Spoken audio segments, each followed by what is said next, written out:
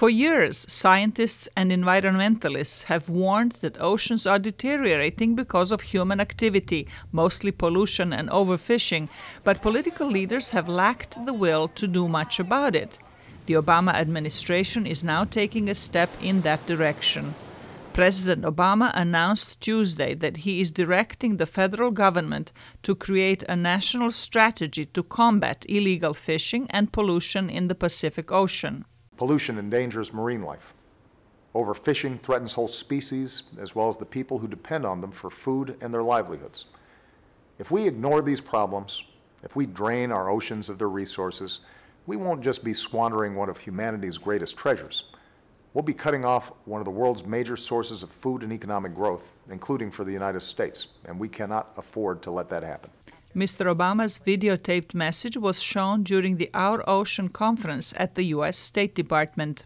Some of the possible measures, such as bans on fishing and industrial exploration in parts of the Central Pacific, are expected to spark political battles in Washington.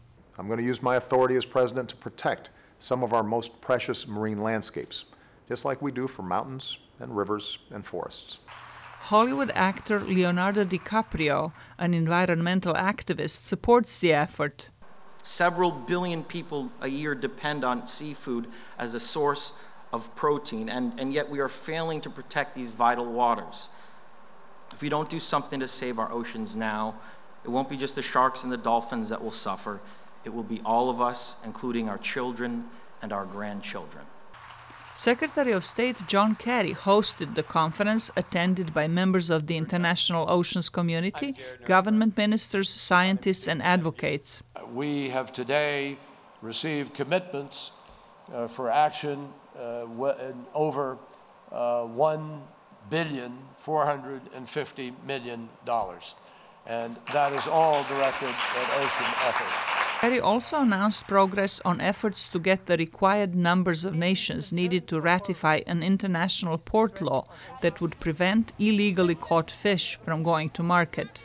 President Obama's proposal is due to go into effect later this year. Zlatica Hoke, VOA News, Washington.